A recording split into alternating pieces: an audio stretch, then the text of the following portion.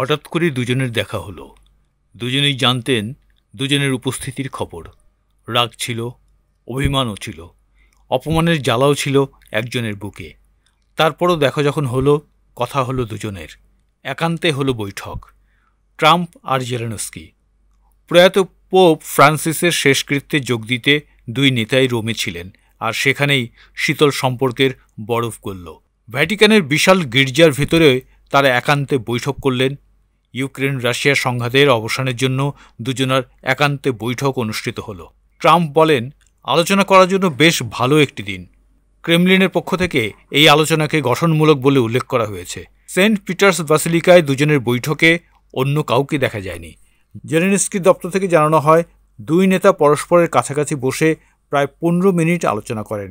Saint Peter's ব্যাসিলিকায় আয়োজিত pope ফ্রান্সিসের অন্ত্যেষ্টিক্রিয়া উপলক্ষে বিশ্ব নেতাদের সঙ্গে বৈঠকের এক ব্যস্ত সূচির মধ্যেই ট্রাম্প ও জেলেনস্কির মধ্যে এই সংক্ষিপ্ত বৈঠক অনুষ্ঠিত হয়।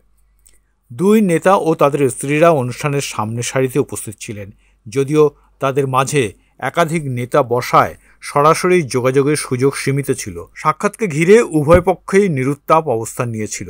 ইউক্রেনের প্রেসিডেন্ট ভলোদিমির জেলেনস্কির সাথে এই বৈঠকের পর যুক্তরাষ্ট্রের প্রেসিডেন্ট ডোনাল্ড ট্রাম্প ইউক্রেন যুদ্ধ বন্ধে ভ্লাদিমির পুতিনের সদিচ্ছা নিয়ে প্রশ্ন তুলেছেন।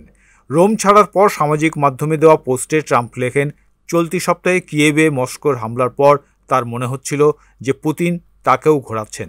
তিনি হয়তো যুদ্ধ থামাতে মোটেই প্রস্তুত নন, বরং সময় ক্ষেপণ করছেন।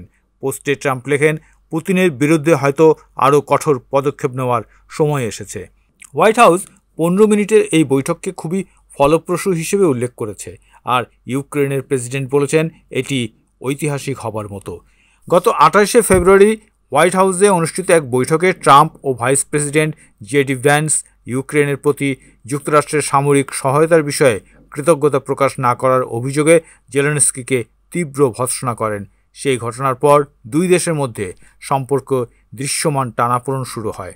এদিকে রাশিয়ার রাজধানী মস্কোতে শুক্রবার মার্কিন দূত স্টিভ উইটকফের সঙ্গে এক বৈঠকে পুতিন জানান, তিনি কোনো পূর্বশর্ত ছাড়াই ইউক্রেনের সঙ্গে শান্তি আলোচনায় বসতে প্রস্তুত, এমনটি জানিয়েছে ক্রেমলিন।